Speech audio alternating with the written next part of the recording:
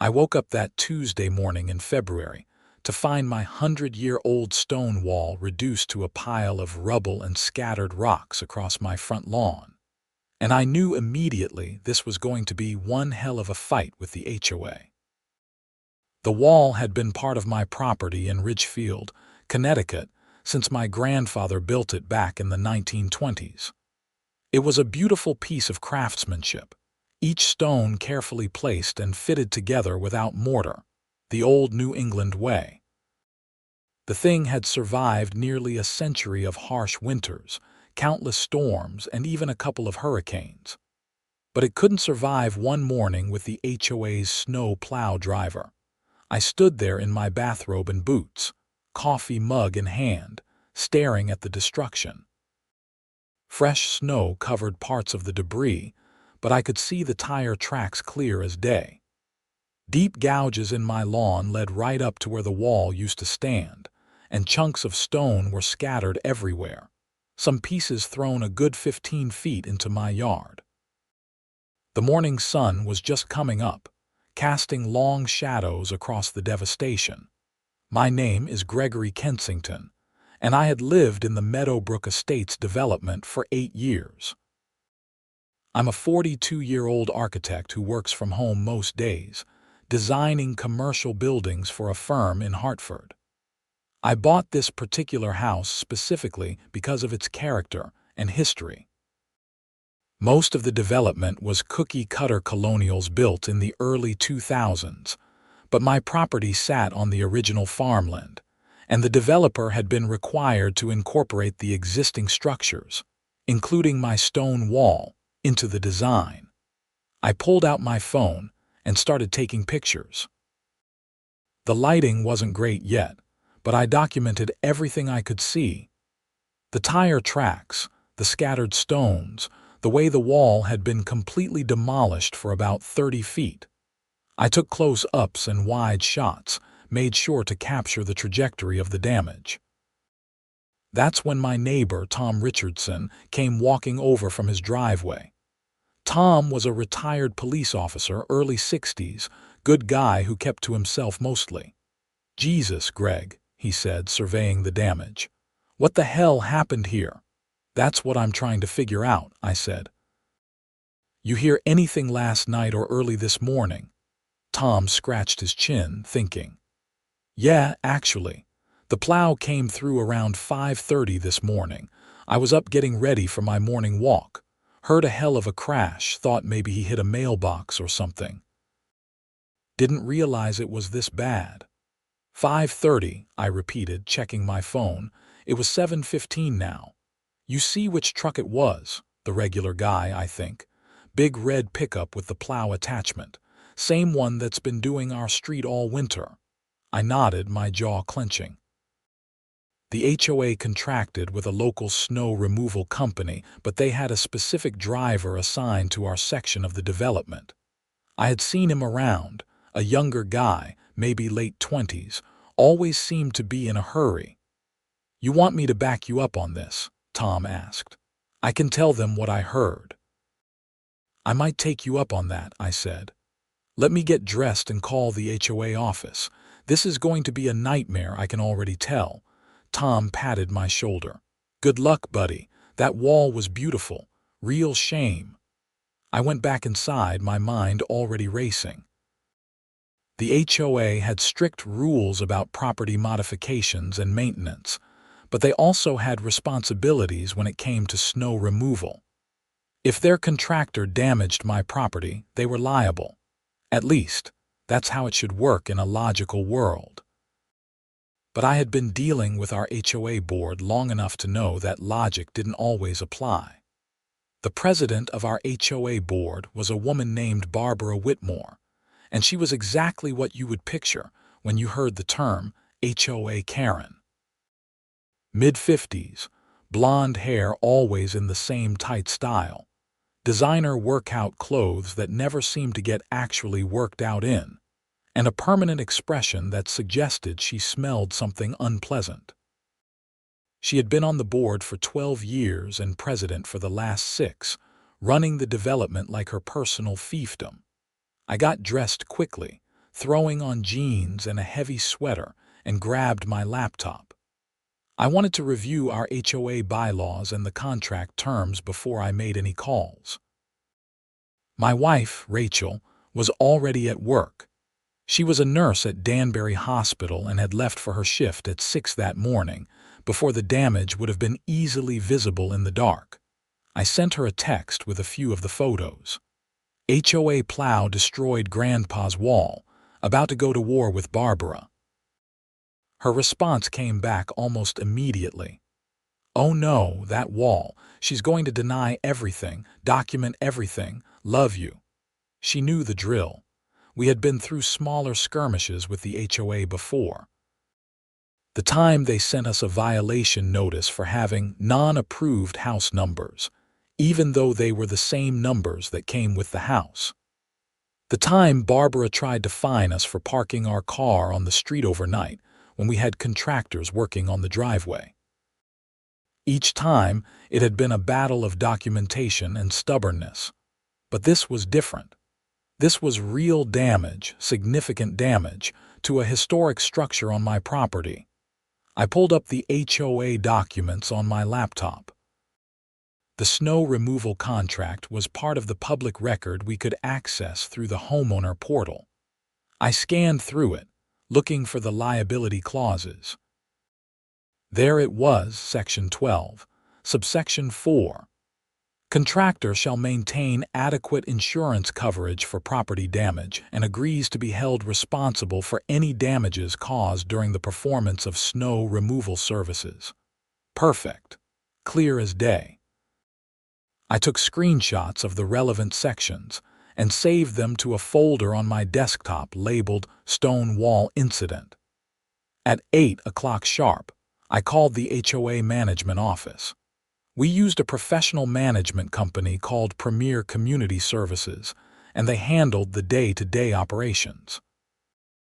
A woman named Janet answered. "Premier Community Services, this is Janet speaking." "Hi Janet, this is Gregory Kensington from Meadowbrook Estates. I need to report property damage caused by the HOA snow removal contractor." "Oh dear," Janet said, and I could hear her keyboard clicking. "What kind of damage are we talking about?" "Complete destruction of my stone wall along the front of my property. Approximately 30 feet of historic stonework. Demolished. I have photos and a witness who heard it happen around 5:30 this morning." More keyboard clicking. "Okay, Mr. Kensington, I'm creating an incident report. Can you email me those photos?" "Absolutely." "What's the next step?" "I'll need to notify Mrs. Whitmore and the board, and we'll need to contact the snow removal company. Someone should be out to assess the damage within 24 to 48 hours. 24 to 48 hours. I felt my blood pressure rising. "Janet, we're talking about a destroyed wall, stones scattered across my property. This needs to be addressed immediately." "I understand your frustration, Mr. Kensington, but we do have procedures. I'll mark it as urgent, but I can't guarantee anyone today." I took a deep breath. Janet was just doing her job and she wasn't the enemy here. "Okay, I'll send the photos right now. Please make sure Barbara gets them immediately." "Of course. Is there anything else I can help you with?" "Not right now. Thank you, Janet." I hung up and immediately forwarded all the photos to the HOA management email address. Then, for good measure, I also sent them directly to Barbara Whitmore's personal email, which was listed on the HOA website. While I waited for a response, I went back outside to do more documentation. The sun was higher now, giving me better light for photos. I also decided to take measurements. I grabbed my tape measure and started recording the dimensions of the damage. The distance stones had been thrown, the depth of the tire tracks in my lawn. That's when I noticed something interesting. Caught on one of the larger stones near the edge of the destruction was a piece of red paint and what looked like part of a plastic trim piece. I photographed it extensively, then carefully removed it and placed it in a plastic bag. This was evidence, My phone rang. Barbara Whitmore. That was fast. "Gregory, I received your photos," she said, her voice dripping with condescension. "I have to say, I'm quite surprised by your accusations." "Accusations? Barbara, my wall is destroyed. There are tire tracks leading right to it. My neighbor heard the crash when the plow came through this morning." "Well, I've already spoken with Derek, our plow driver, and he assures me he was nowhere near your wall this morning. He says he plowed your street normally, just like he always does." Derek. Now I had a name. "Barbara, the evidence is clear. The damage is fresh. It happened this morning, and the tire tracks match a plow truck." "Gregory, I understand you're upset about your wall, but you can't just blame the HOA for every little thing that happens. Perhaps someone else hit it. Perhaps it just collapsed on its own." "That wall is very old after all." I felt anger rising in my chest. "Collapsed on its own. Barbara, you can see in the photos that stones were thrown 15 feet into my yard. That doesn't happen from a collapse. That happens from impact. I'm just saying, we need to consider all possibilities. Derek has been our driver for 3 years and never had an incident. I find it hard to believe he would suddenly destroy a wall and not report it." "So you're denying responsibility?" "I'm saying we need to investigate further before jumping to conclusions. I'll have someone come out to look at it, but I want to be clear that the HOA is not admitting fault at this time." "Barbara, your contract with the snow removal company specifically states they're liable for damages. This is cut and dry." "Nothing is cut and dry, Gregory. We'll be in touch." She hung up before I could respond. I stood there, phone in hand, absolutely fuming. This was exactly what I had expected, but it still made me angry. Barbara's default position was always to deny and defend, even when the evidence was overwhelming. I called Tom Richardson. "Hey Tom, you busy?" "Not particularly. What's up?" "Would you mind writing down what you heard this morning? Time, what it sounded like, anything you remember. Barbara's already denying it was their driver. You're kidding me. With all that evidence?" "Nope. She talked to the driver and he claims he was nowhere near my wall."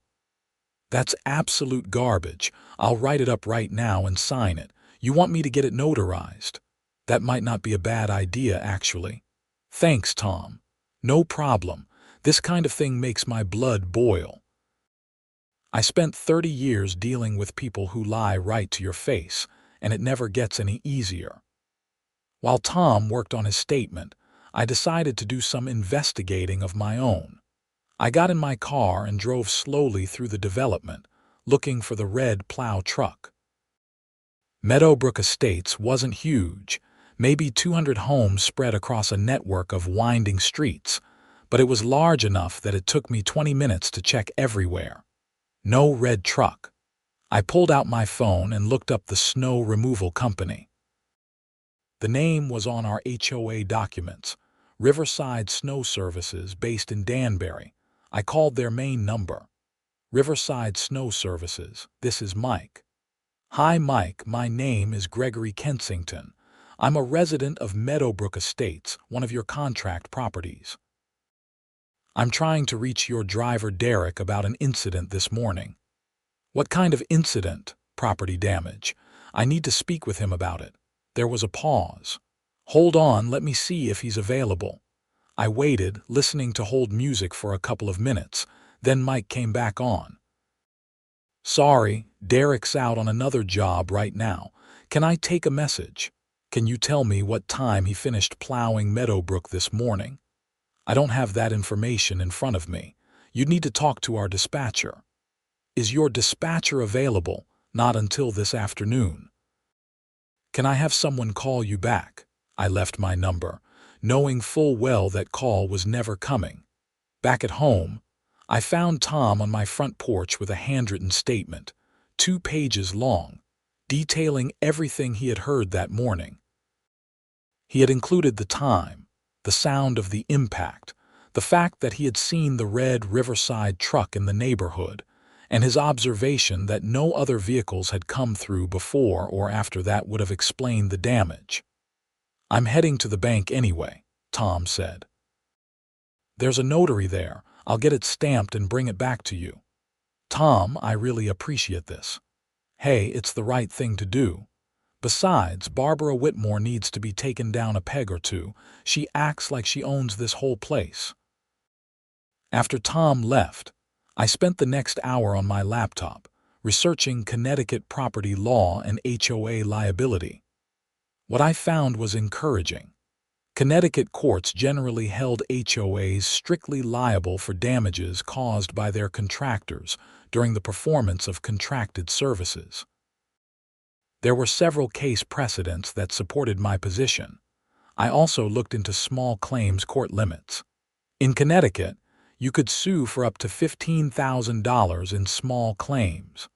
I started getting quotes from local masons for stone wall reconstruction. The estimates I found online suggested that rebuilding 30 feet of traditional dry stack stone wall would run between $8,000 and $12,000, depending on labor and materials. My phone buzzed with an email from Janet at Premier Community Services. The subject line read, "Property inspection scheduled." I opened it. "Dear Mr. Kensington, we have scheduled an inspection of the reported damage to your property for Thursday, February 22nd, between 2 p.m. and 4 p.m. A representative from the HOA board and the snow removal company will be present. Please ensure someone is home to provide access. Sincerely, Janet Marshall, Premier Community Services." Thursday. That was 2 days away. I immediately replied, "Janet, given the extent of the damage and the clear liability issues, I don't understand why this requires 2 days to inspect. The evidence is time-sensitive, and I would like this resolved as quickly as possible. Please advise if an earlier time is available. Gregory Kensington." Her response came back within minutes. "Mr. Kensington, Thursday is the earliest we could coordinate all necessary parties. Thank you for your patience." Patience. Right. I decided to take a different approach. I called the Ridgefield Police Department and asked to speak with someone about filing a property damage report. The officer who answered transferred me to a Sergeant Phillips. "Sergeant Phillips, how can I help you?" I explained the situation, the destroyed wall, the obvious plow damage, the HOA's denial. "So you want to file a report?" he asked. "Yes, I want this documented officially. The HOA and their contractor are already denying responsibility, and I want to make sure there's a police record of the damage." "Okay, I can send an officer out. Are you home now?" "I am. Give me about 30 minutes. True to his word, a patrol car pulled up exactly 28 minutes later. The officer was young, probably late 20s, nameplate reading Officer J. Patterson. He walked up my driveway with a tablet in hand. "Mr. Kensington, that's me. Thanks for coming out." He surveyed the damage, letting out a low whistle. "That's quite a mess. You said an HOA plow did this?" "That's right. This morning around 5:30, I have photos, measurements, and a witness statement from my neighbor. Officer Patterson spent the next 20 minutes documenting everything. He took his own photos, measured the tire tracks, examined the paint chip I had found. He was thorough and professional, which I appreciated." "So the HOA is denying it?" he asked as he typed notes into his tablet. "The HOA president claims the driver said he didn't hit anything." "But you have a witness who heard the impact." Retired police officer, actually. "Lives 3 houses down, heard the crash and saw the truck." Patterson nodded, making more notes. "Okay, here's what I'm going to do. I'll file this as a property damage report. It's a civil matter, so we can't really do much beyond documenting it, but you'll have an official police report number that you can use for insurance or small claims court." I'm also going to note in the report that the tire track pattern is consistent with a commercial plow truck and that there's physical evidence including paint transfer. That's perfect. Thank you. He handed me a card with the report number. You should be able to get a copy of the full report in about 48 hours from our records department. If you end up going to court, this will help establish the timeline and the facts. After Officer Patterson left, I felt like I had at least made some progress. I had documentation, a witness statement, a police report, and clear photos of the damage. Whatever Barbara and the HOA tried to pull, I had the evidence to back up my claim. Rachel called during her lunch break. "How's it going with the wall situation?" Barbara's already denying it. Says the driver claims he didn't hit anything. Of course she is. What are you going to do? I've got Tom's statement. I had a police officer come out and file a report, and I'm documenting everything. They're supposed to come inspect it on Thursday. Thursday? Greg, that's ridiculous. I know, but I'm building my case. If they don't accept responsibility, I'm taking them to small claims court. How much are we talking? Probably 10 to 12,000 to rebuild it properly. Rachel was quiet for a moment. That's a lot of money. It is. But it's not about the money, it's about the principle. They can't just destroy people's property and deny it. I know, I'm with you, just be careful. Barbara can be vindictive. She was right about that. Barbara had a reputation for targeting homeowners who challenged her authority. Suddenly their properties would be under increased scrutiny, violation notices for minor infractions, fines for things other people got away with regularly. That afternoon, I decided to do something I probably should have done first thing.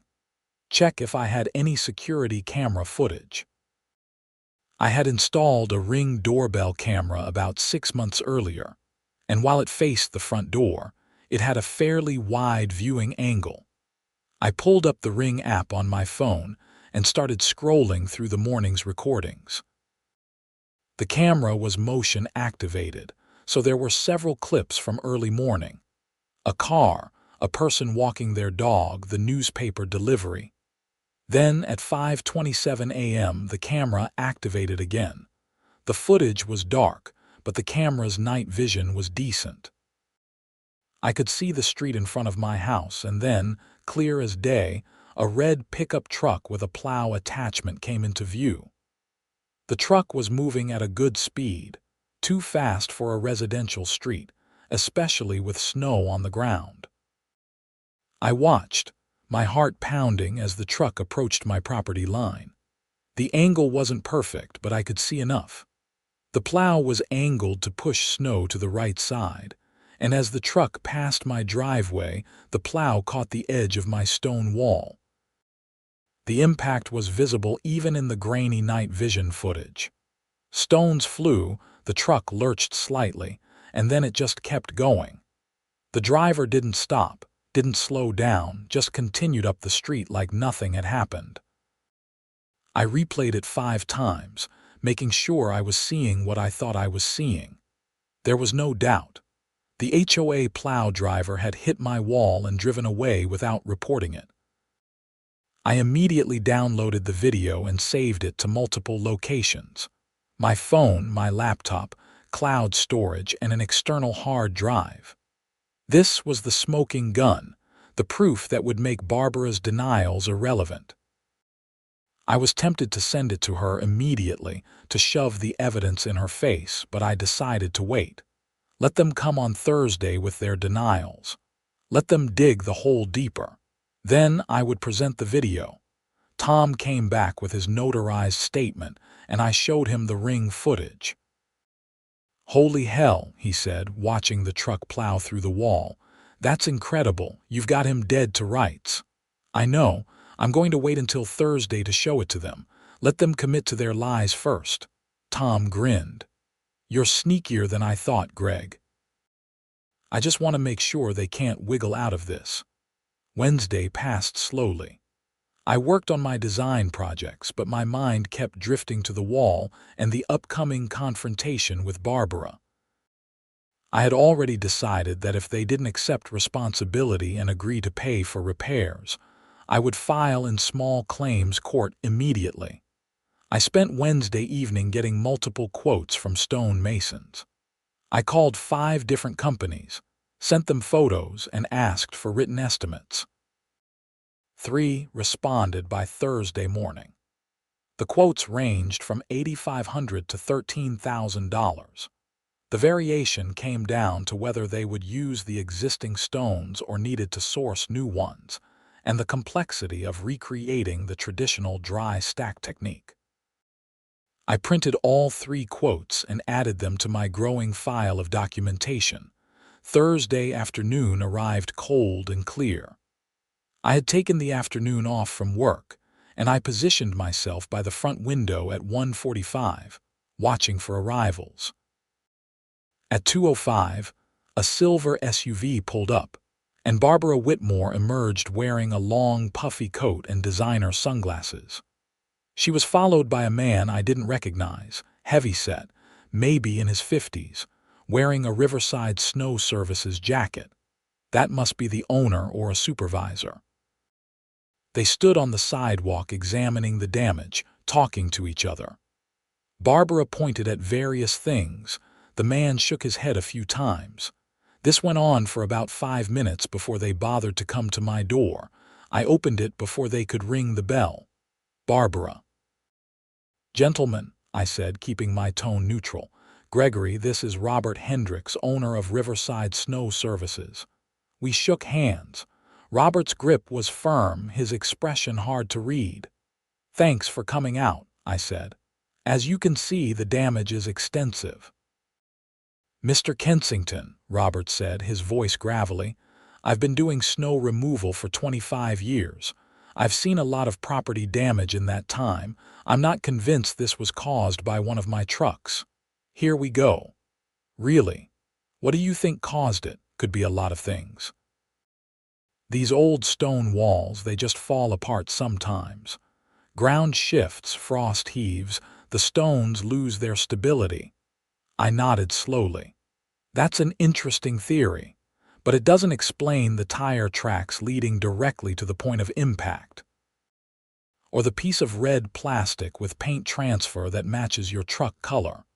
Or my neighbor hearing the crash at exactly the time your driver was on this street."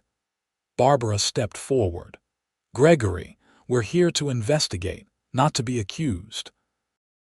Robert is an expert, and if he says this might not be plow damage, we need to consider that." "I'm not accusing anyone of anything," I said calmly. "I'm stating facts. Your driver hit my wall and I have evidence." "What evidence?" Robert challenged. "Some tire tracks and a piece of plastic." "That doesn't prove anything." "Actually, I have video footage." The change in their expressions was immediate. Barbara's face went pale while Robert's jaw clenched. "Video," Barbara said weakly. "That's right. My Ring doorbell camera captured the entire incident. Would you like to see it?" I pulled out my phone and opened the video. I turned the screen so they could both see it clearly. We watched in silence as the red truck approached, struck the wall, and continued on without stopping. When it finished, I replayed it. "That's Derek's truck," Robert admitted quietly. I recognized the plate number. Barbara looked like she had been slapped.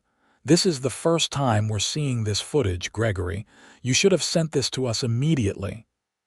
"I documented the incident and filed a police report," I said. "I was waiting for your inspection as scheduled. Now that you've seen the evidence, I assume we can move forward with accepting responsibility and arranging payment for repairs." Robert ran a hand over his face. "Look, Mr. Kensington, I need to talk to Derek and find out why he didn't report this. But yes, if my truck caused the damage, my insurance will cover it." "Your insurance has a $2,500 deductible," Barbara interjected, looking at Robert. "Per our contract." "I'm aware," Robert said tersely. I've obtained multiple quotes for the repair, I said, handing them copies of all three estimates. They range from $8,500 to $13,000. I'm willing to go with the middle quote, which is $10,000 even, as long as the work is done by a qualified stone mason of my choosing and the HOA or your insurance company pays promptly. Barbara looked at the quotes, her lips pressed into a thin line. $10,000 is excessive. These old walls shouldn't cost more than a few thousand to fix. These quotes are from licensed professionals, I said. Traditional dry stack stone walls require specialized skills. If you want to get your own quote, feel free, but I have multiple independent assessments here. Robert was looking at the video again on my phone.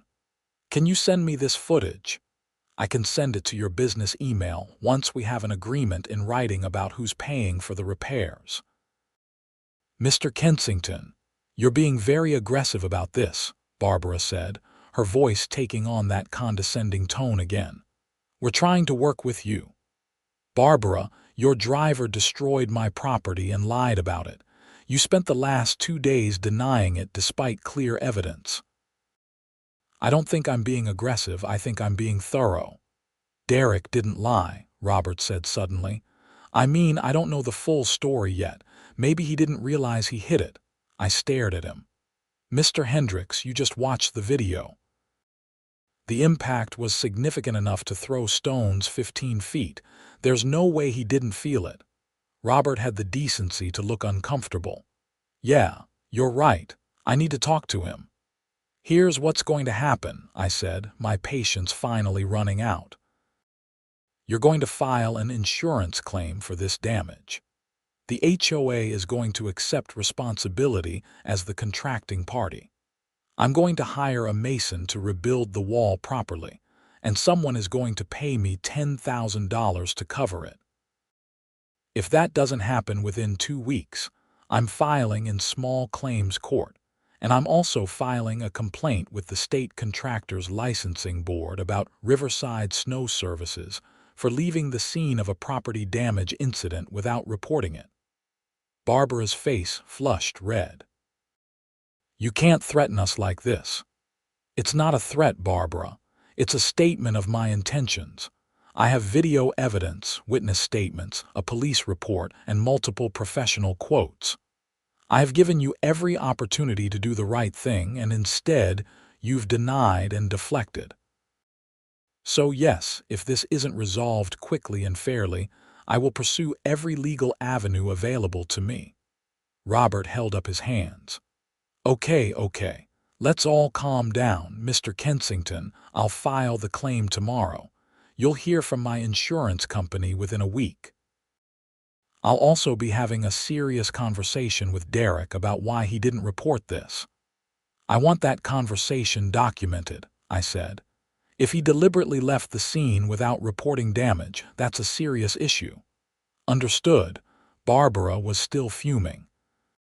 The HOA will need to review any settlement before we agree to anything.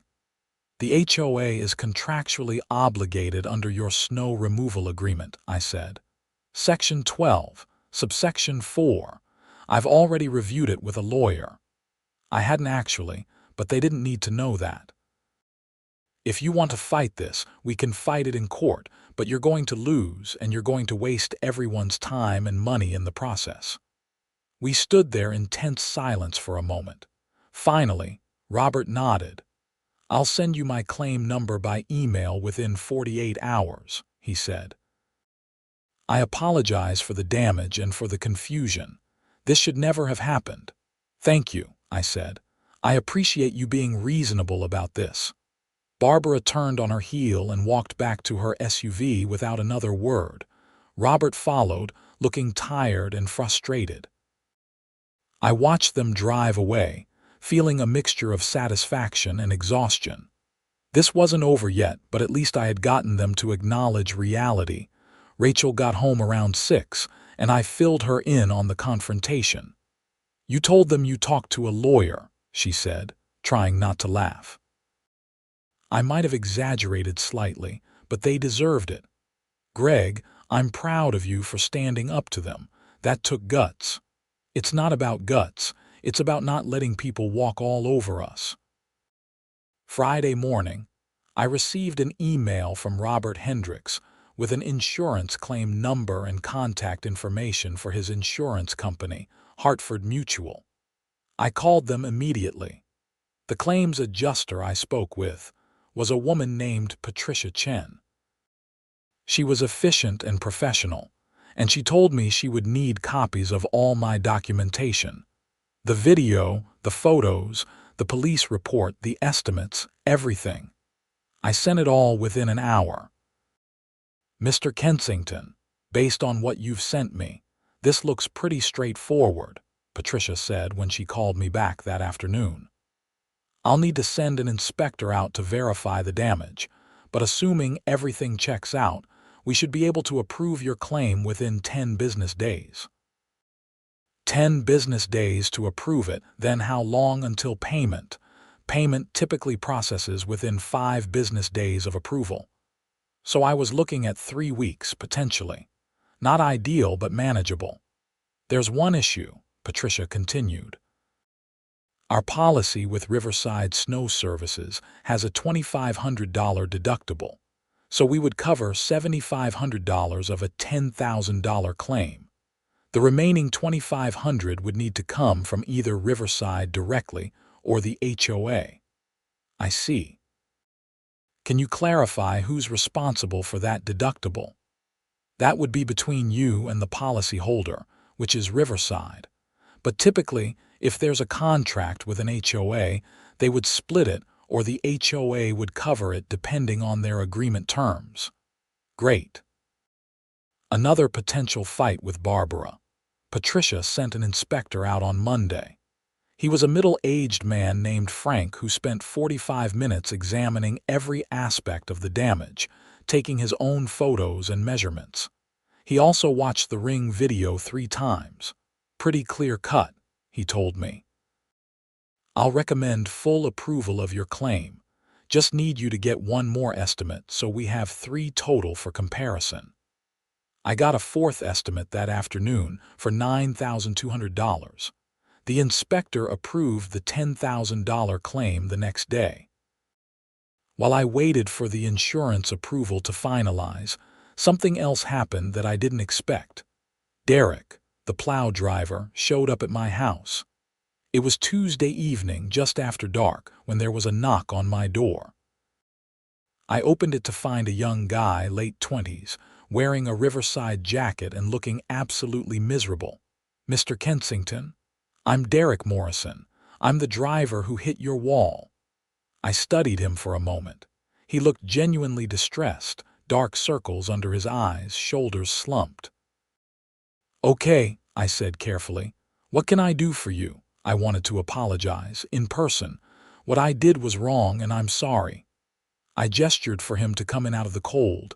He hesitated, then stepped into my entryway. I didn't stop because I panicked, Derek said, the words coming out in a rush. I felt the impact.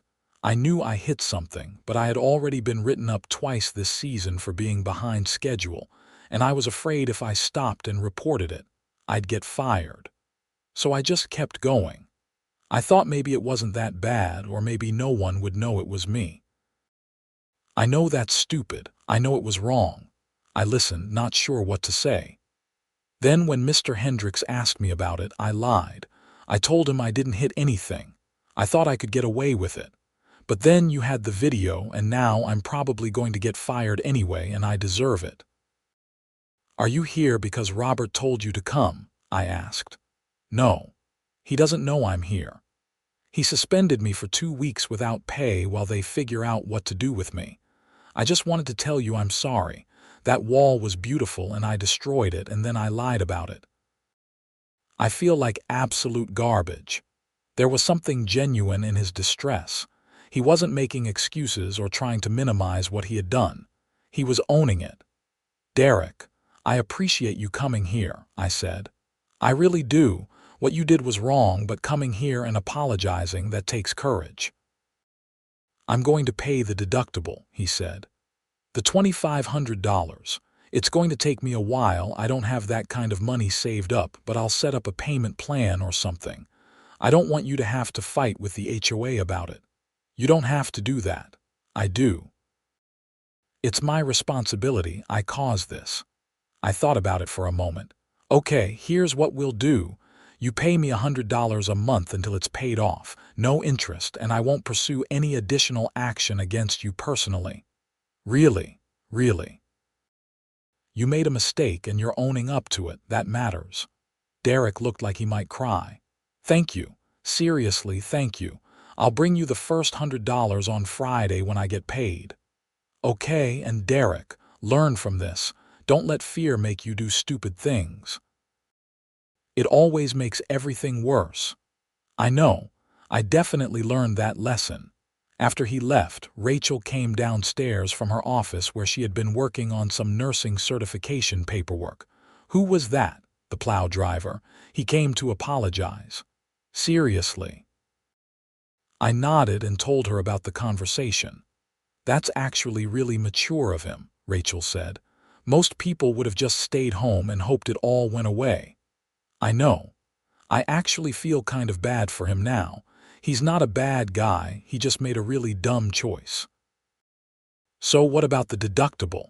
Is the HOA going to pay it? I have no idea. That might be my next battle with Barbara. I didn't have to wait long. Wednesday morning, I received a letter from Premier Community Services. It was on official letterhead, addressed to me and marked Important Notice. I opened it with a sense of dread. Dear Mr. Kensington, the HOA board has reviewed the insurance claim related to the damage to your stone wall.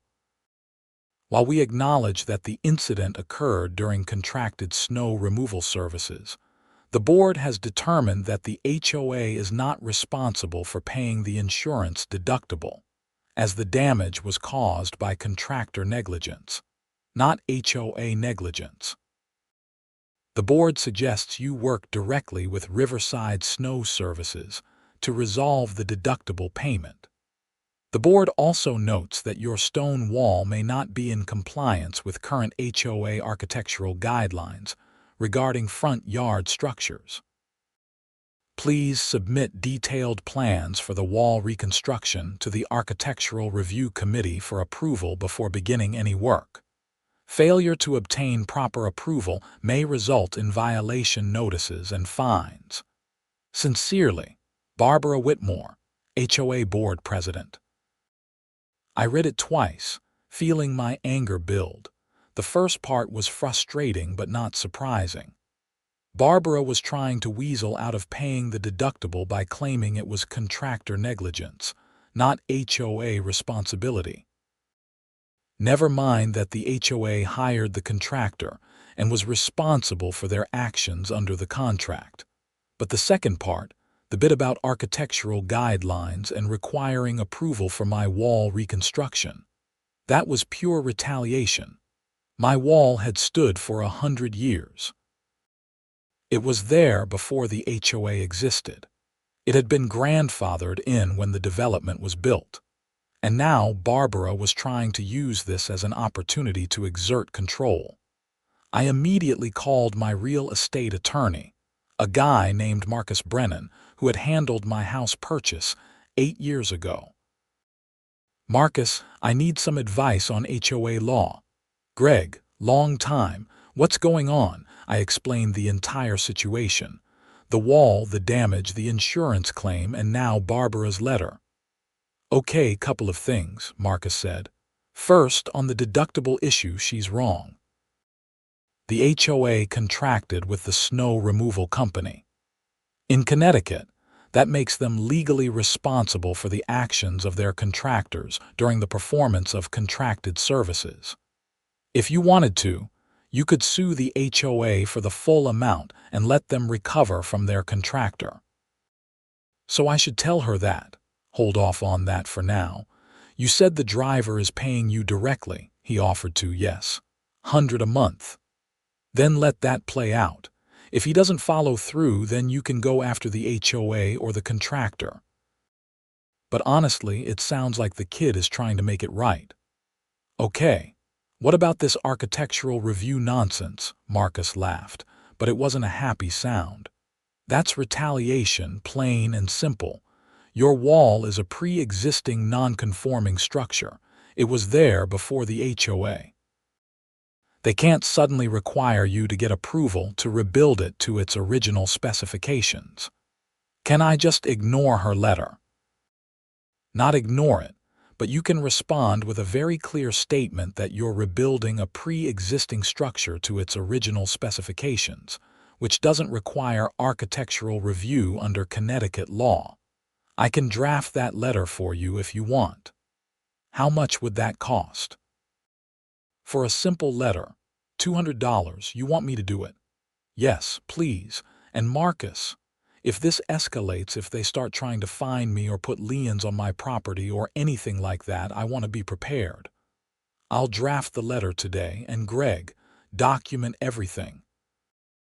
Every communication, every letter, every conversation. If this does escalate, you want a clear record of their harassment. Way ahead of you. Marcus's letter arrived by email that afternoon.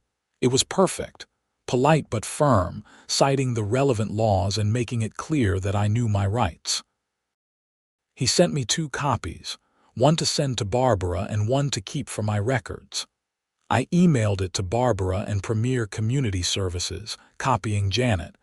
Barbara's response came within an hour. Gregory, I see you've involved an attorney. That's certainly your right, though I find it disappointing that we can't resolve these matters neighborly. The board stands by its position that reconstruction of the wall requires approval. We'll be discussing this matter at the next board meeting. The next board meeting was scheduled for the following Tuesday. HOA board meetings were technically open to all homeowners, though most people never attended. I decided I was going to be there. I spent the weekend preparing.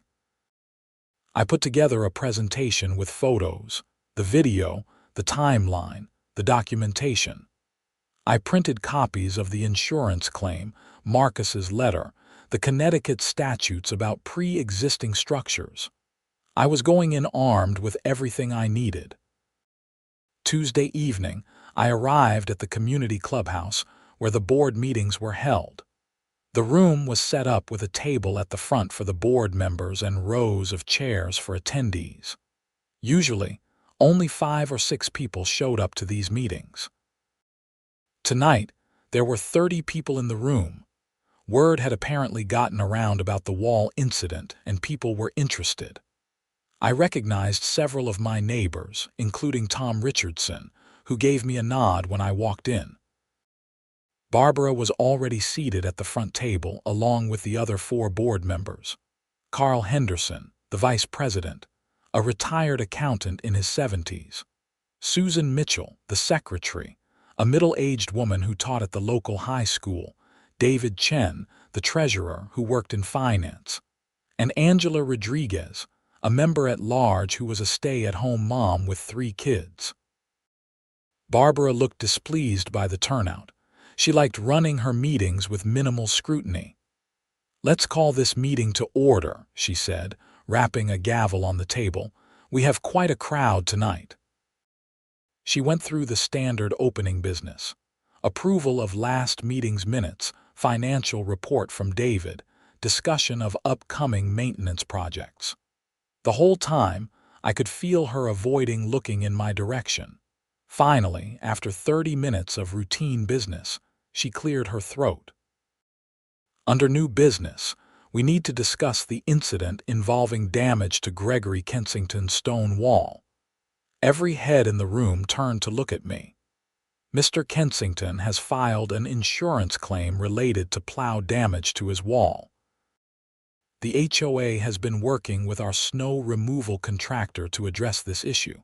However, there are some concerns about the reconstruction plans. I raised my hand. "Barbara, may I address the board?" She looked annoyed but nodded. "You can speak during the public comment period at the end of the meeting." "Actually," I said, standing up, "this is my property we're discussing. I think I should be able to speak now." Several people in the audience murmured agreement. Barbara's jaw clenched. "Fine, you have 5 minutes." I walked to the front of the room with my folder of documentation. "Thank you." As Barbara mentioned, my property was damaged by the HOA's snow removal contractor on February 20th. A section of historic stone wall, approximately 30 feet in length, was completely destroyed when the plow driver struck it at approximately 5:30 in the morning. I pulled out photos and passed them around the room. Initially, the HOA president and the contractor denied responsibility. However, I was able to provide video evidence from my security camera showing the incident clearly. I played the video on my phone, holding it up so everyone could see. There were gasps and murmurs from the audience. The contractor's insurance has approved my claim for $10,000. However, there's a $2,500 deductible. The plow driver, to his credit, has personally agreed to pay that deductible directly to me over time. More murmurs. This was news to most people. Now, here's where it gets interesting. I received a letter from the HOA board stating that I need architectural approval to rebuild my wall. This wall has stood on my property for 100 years. It predates this development by 80 years. It's a grandfathered pre-existing structure, and under Connecticut law, I don't need HOA approval to rebuild it to its original specifications. I passed around copies of Marcus's letter and the relevant statutes. I'm not here to cause problems. I just want to rebuild my wall, which was destroyed through no fault of my own, and get back to normal life. But I'm concerned that the HOA board is more interested in retaliation than in doing the right thing. Barbara's face was bright red. "That's a serious accusation, Gregory." "Is it?" "Then, why did you send me that letter requiring architectural approval for a structure that was here before the HOA existed?" Carl Henderson, the vice president, spoke up. "Barbara, is that true? Was the wall there before the development?" "I don't know the exact date of the wall's construction," Barbara said defensively. "It was built in 1923, I said. "I have property records showing it on the original farm survey. This development was built in 2003. The wall predates the HOA by 80 years. Susan Mitchell, the secretary, looked uncomfortable. "If that's the case, then Gregory is right. We can't require approval for rebuilding a pre-existing structure." "The architectural guidelines are clear," Barbara insisted. "Any exterior modifications require approval." "Rebuilding something that was destroyed isn't a modification," David Chen pointed out. "It's restoration." The board members were starting to turn against Barbara, and she knew it. Tom Richardson stood up from his seat. "I'd like to add something. I'm the neighbor who witnessed this incident. I heard the crash when the plow hit the wall. I gave Gregory a notarized statement about what I heard. The HOA's first response was to deny it even happened. Then, when confronted with evidence, to try to avoid responsibility. Now they're trying to make it harder for him to fix the damage that their contractor caused. That doesn't seem right." Several people nodded and voiced agreement. Another homeowner, a woman I didn't know well, stood up. "I had a similar experience last year. The HOA landscaper damaged my sprinkler system, and it took me 4 months to get them to pay for it. They kept denying it was their responsibility."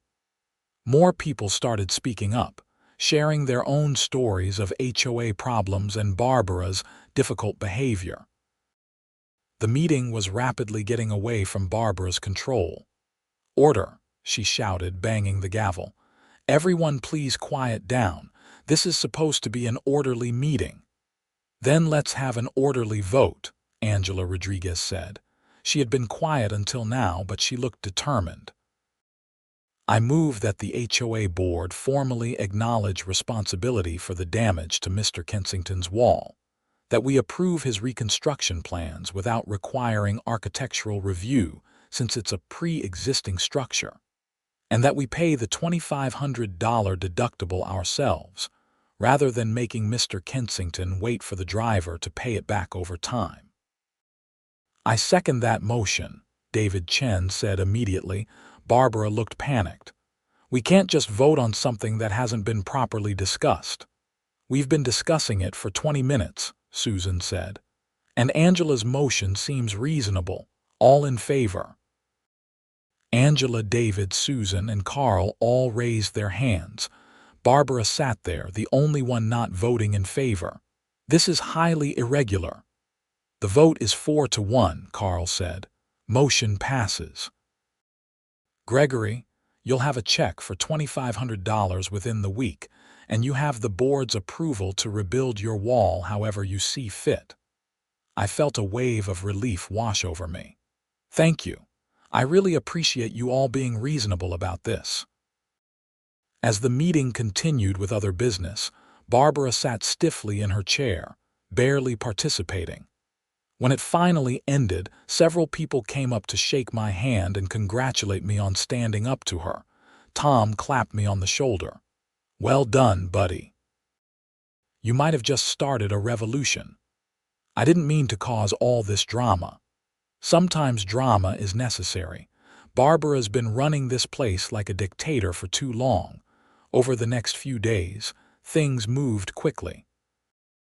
Janet from Premier Community Services called to apologize for how the situation had been handled and to tell me the check was being cut.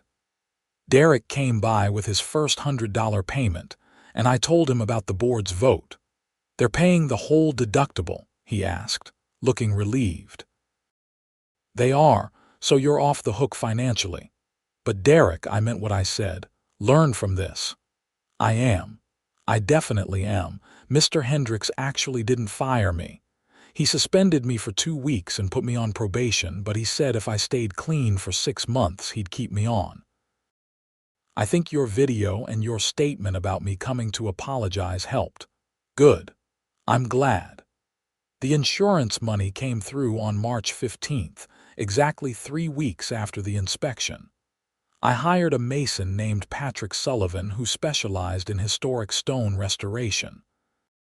He was an older Irish guy, early 60s, who had learned the craft from his father. Patrick came out to survey the damage and examine the remaining portions of the wall. "Beautiful work this," he said, running his hands over the stones. "Traditional dry stack, perfect fit. Whoever built this knew what they were doing." "My grandfather," I said, "back in the 20s. He was a craftsman. I can rebuild this section to match perfectly. It'll take me about 3 weeks, weather permitting." "How much?" "9,000 even. I'll use as many of the original stones as I can salvage, and I know a quarry where I can get matching stone for the pieces that are too damaged." "You're hired." Patrick started work on March 20th, almost exactly 1 month after the original damage. He worked methodically, carefully sorting through the damaged stones, determining which could be reused and which needed to be replaced. He showed me his process, explaining how traditional dry stack walls worked, how each stone needed to be carefully selected and placed to lock with the surrounding stones. "No mortar," he explained. "That's what makes these walls flexible. They can shift with the ground movement with frost heaves, and they don't crack or fall apart. But you need to know what you're doing." I watched him work whenever I could, fascinated by the skill involved. Each stone was like a puzzle piece, and Patrick seemed to know instinctively where each one belonged. Meanwhile, something interesting was happening with the HOA. At the next board meeting, which I didn't attend but heard about from Tom, there was a motion to remove Barbara as president. Angela Rodriguez had proposed it, citing her mishandling of the wall incident and her pattern of difficult behavior with homeowners. The vote was 3-2, with Barbara and Carl voting against it. Barbara was removed as president, and David Chen was elected to replace her. Barbara remained on the board as a regular member, but she had lost her position of power. "She's furious," Tom told me. "Word is she's threatening to sue the board for wrongful removal or something, but the bylaws are clear. The board can remove officers by majority vote." "I almost feel bad for her," I said. "Almost." "Don't. She brought this on herself. You just happened to be the catalyst." Patrick finished the wall on April 10th. It was beautiful, absolutely perfect. You couldn't tell where the old work ended and the new work began. The stones fit together seamlessly. The height and width matched exactly, and the overall appearance was just like it had been before the damage. Rachel and I stood in the front yard, admiring the finished work. "It's gorgeous," she said. "Patrick did an amazing job." He really did. And honestly, it's not just about the wall, it's about the principle. They can't just destroy people's property and get away with it. You stood up for yourself. I'm proud of you.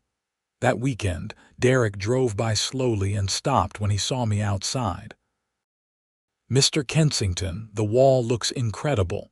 "Thanks, Derek. Patrick did great work." "I'm really sorry again for what happened. I know you are. How are things going with work?" "Better. Mr. Hendricks has me on a different route now, residential streets instead of commercial lots. Says I need to rebuild my confidence. I'm being super careful, taking my time." "Good. You learned from your mistake. That's all anyone can ask."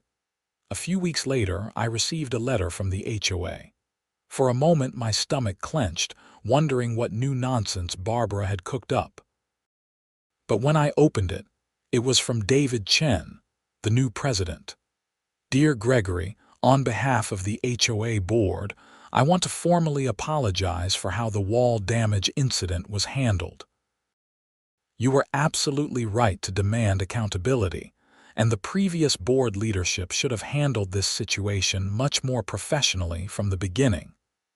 Your wall looks beautiful, and I'm glad we were able to resolve this matter. If you have any concerns or issues in the future, please don't hesitate to reach out to me directly. We're working on improving communication and transparency with all homeowners. Sincerely, David Chen, HOA Board President." It was a small thing, but it meant something. An acknowledgement that I had been right, that the process had been wrong, and that things were going to change. I never did see much of Barbara after that.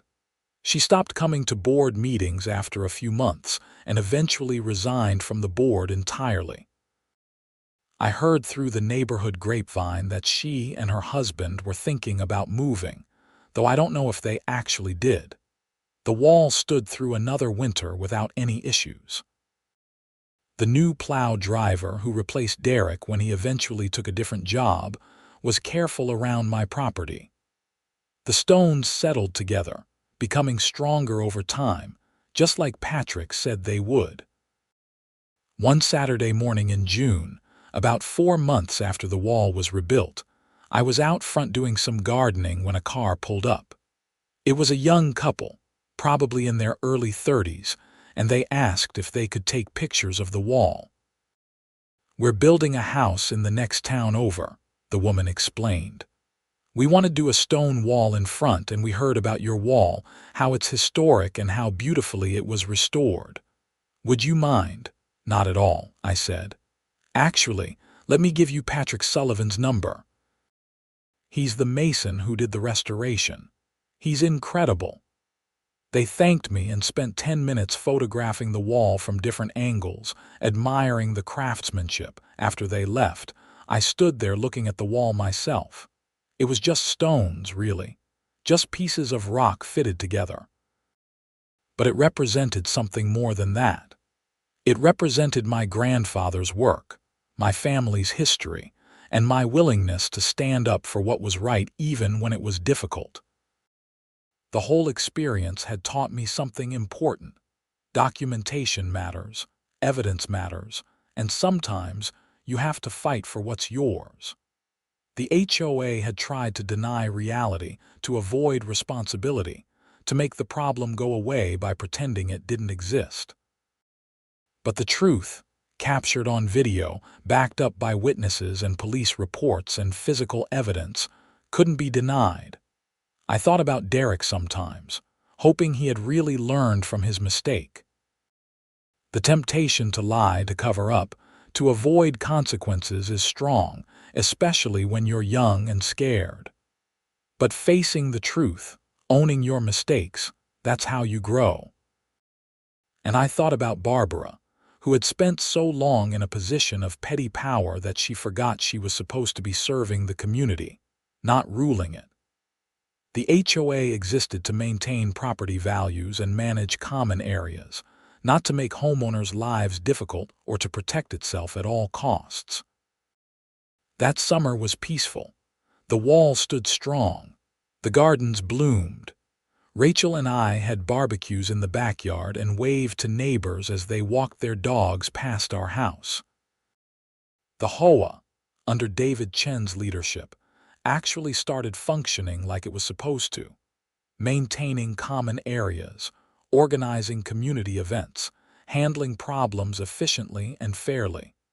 Tom Richardson came over one evening in late July for a beer on the back patio.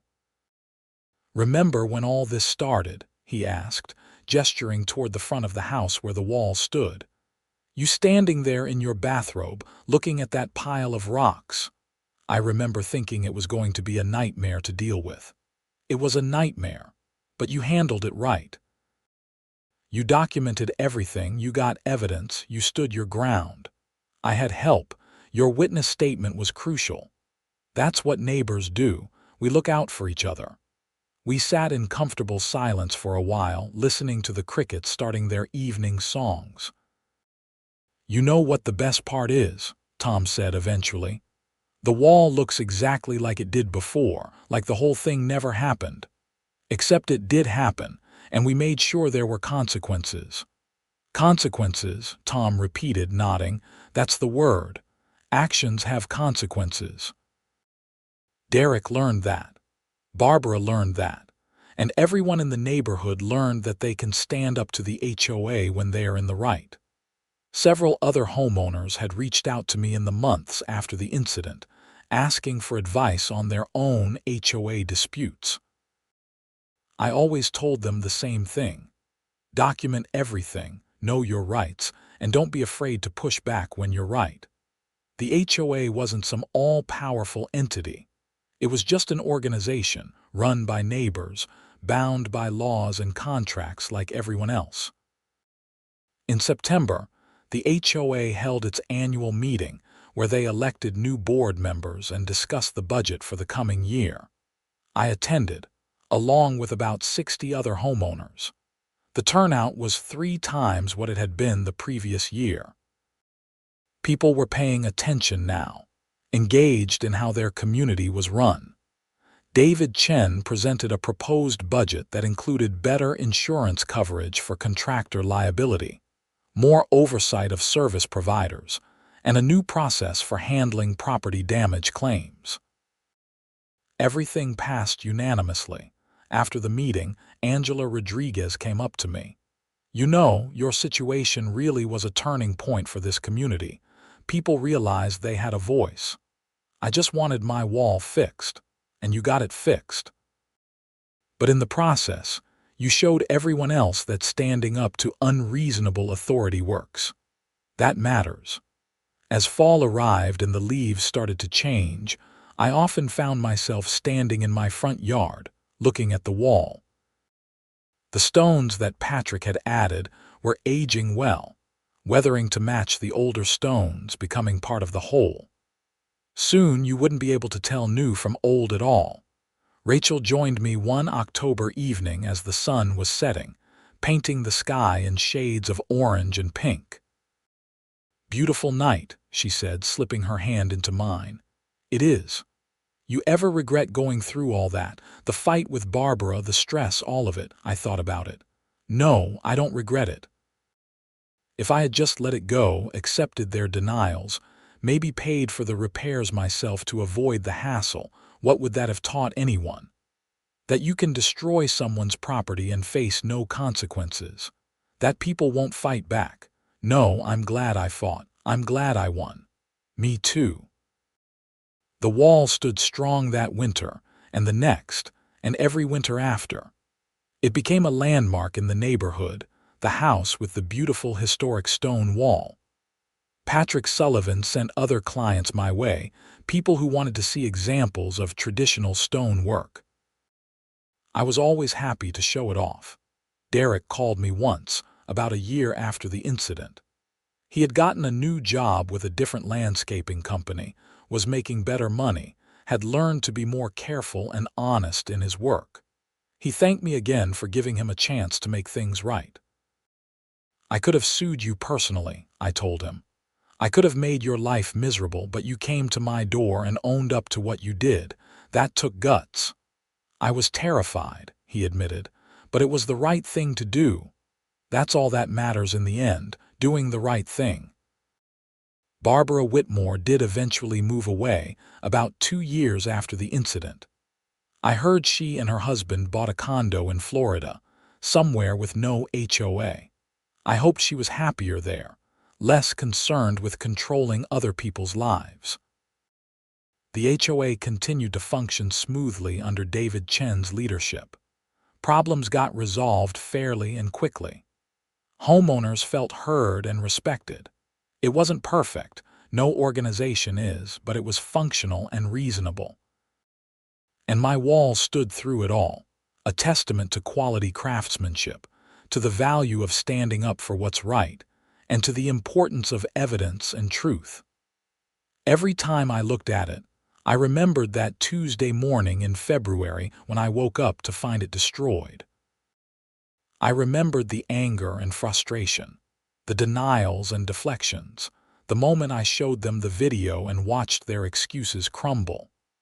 I remembered that truth, properly documented and defended, will always win in the end. The stone wall still stands today, strong and beautiful, exactly as my grandfather built it a century ago. It survived 100 years of weather and time, and it survived the HOA plow driver who tried to destroy it. Most importantly, it survived because I refused to accept lies and denials when I had the truth on my side. That's the real lesson from all of this. Not about HOAs or stone walls or snow plows, but about standing up for yourself, documenting the truth, and refusing to back down when you're right. The evidence doesn't lie. The video doesn't lie. And in the end, the truth always comes out, whether people want it to or not. Every spring, I walk along the wall, checking the stones, making sure everything has survived the winter. Every stone is exactly where it should be, fitted perfectly with its neighbors, part of a whole that's stronger than any individual piece. That's what communities should be like. That's what HOAs should be about. Not power trips and petty authority, but people working together, taking responsibility, doing the right thing. The wall stands as a reminder of all of that. And it will stand for another 100 years, long after I'm gone, a testament to craftsmanship and principle, and the simple truth that actions have consequences, one way or another.